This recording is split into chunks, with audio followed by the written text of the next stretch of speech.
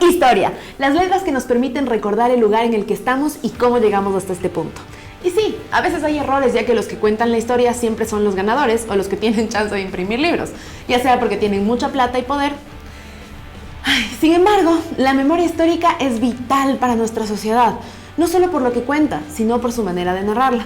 Hoy vamos a hablar de su importancia y les prometo que no se van a aburrir.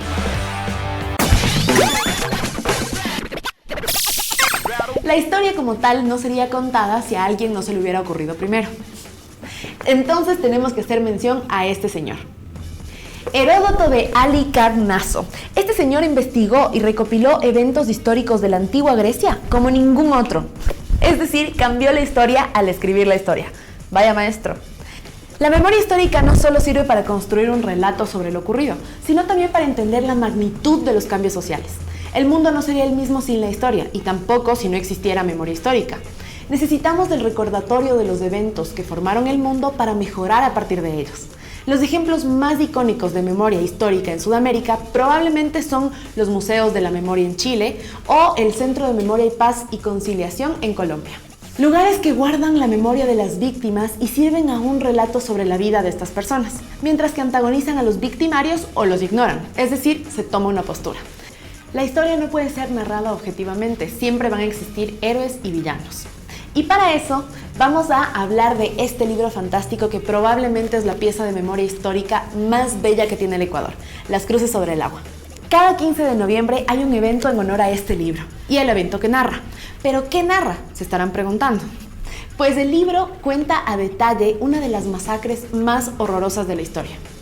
Los militares del gobierno del entonces presidente José Luis Tamayo ejecutaron a cientos de huelguistas ferroviarios y sindicales que tenían algún tiempo pidiendo mejoras salariales y el respeto de 8 horas de trabajo. La obra no es solamente una pieza narrativa muy bacán en cuanto a su manera de relatar, sino que utiliza la narrativa para convencernos de que lo que pasó el 15 de noviembre de 1922 es vital para nuestra historia moderna.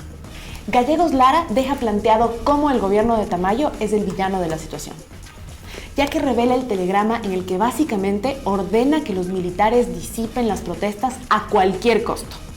La novelización de un evento como este se traduce en tener mucha más empatía con las víctimas. Es mucho más fácil entender un conflicto si tenemos la oportunidad de entender a las víctimas, sus motivaciones y su alcance. Ahora hablemos de la memoria histórica.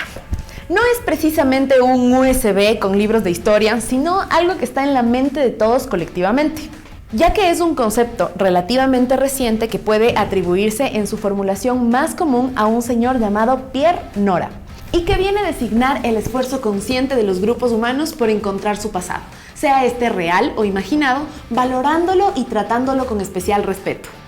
Puede atribuírsele una forma física como un monumento, una estatua, entre otras representaciones físicas del pasado. Conceptos confluyentes son el de memoria colectiva, el de política de la memoria o política de la historia.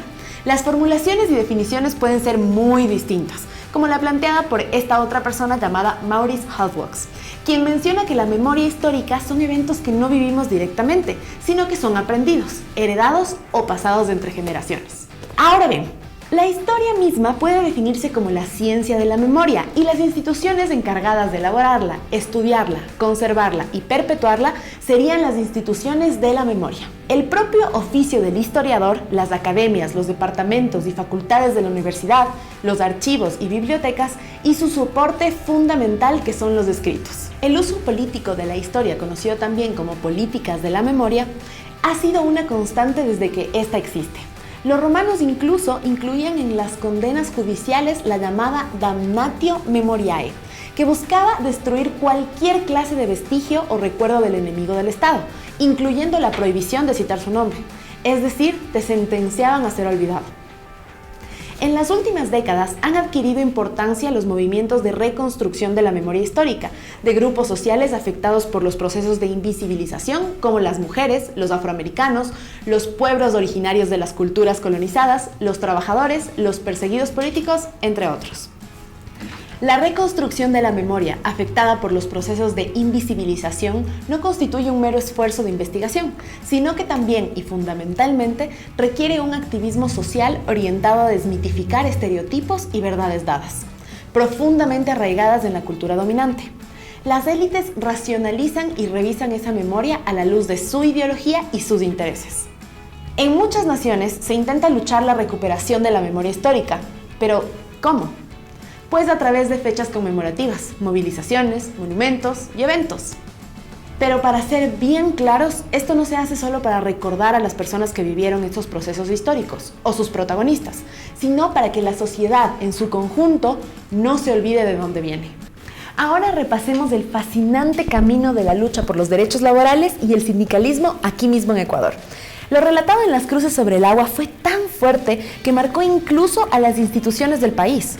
La historia del sindicalismo tiene su origen en el naciente Ecuador durante el siglo XIX. Éramos básicamente un país bebé. Y como todo bebé, aprendimos a hacer las cosas poco a poco. En este periodo aparecen las primeras asociaciones de trabajadores tanto en Quito, la Sociedad de Sastres de Pichincha, como en Guayaquil, la Sociedad de Carpinteros. Cabe indicar en este momento que entendemos como sindicalismo a la organización de grupos de trabajadores que a lo largo de la historia del país ha tenido momentos altos y bajos de incidencia en la vida laboral y política. A finales del siglo XIX e inicios del XX, Ecuador tenía una economía principalmente destinada a la producción de bienes primarios para la exportación. El desarrollo industrial era bastante pequeño y existían grandes diferencias en las formas de producción agrícola entre la sierra y la costa. Por ejemplo, en la sierra se manejaba un sistema de hacienda que recuerda las relaciones de servidumbre de la época feudal, mientras que en la costa venía ensayándose hace ya mucho tiempo el sistema de salarios. Así, las primeras organizaciones de trabajadores fueron sindicatos de trabajadores de servicios y artesanos, como sastres, empleados de farmacias, trabajadores de trenes y tranvías, operadores de los servicios de luz, peluqueros y panaderos, entre otros.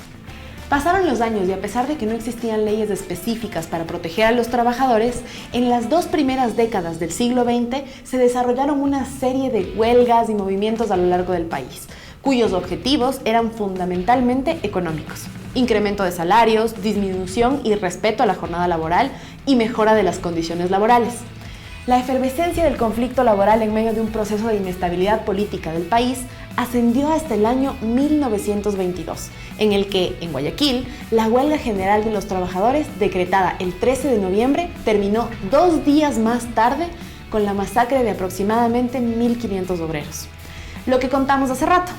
Este evento fue tan fuerte que 3 años más tarde, en julio de 1925, se crea el Ministerio de Trabajo. A pesar de todo esto, las luchas por los derechos siempre siguieron evolucionando.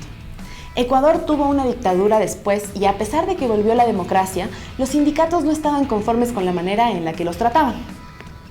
Por eso, el Día del Trabajador agarró mucha fuerza en Ecuador. Esto bajo la premisa de que el crecimiento económico por sí solo nunca iba a ser suficiente, sin condiciones dignas para los trabajadores.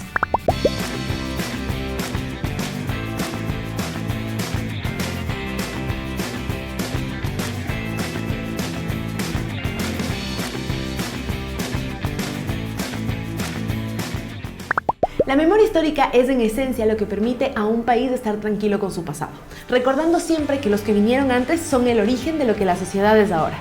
Por supuesto, esto puede dar lugar a interpretaciones malintencionadas de la historia, pero a medida que pasa el tiempo es más difícil de hacer porque gracias a las comunidades digitales que revisan todo, la historia generalmente termina teniendo mucho más verdad que leyenda.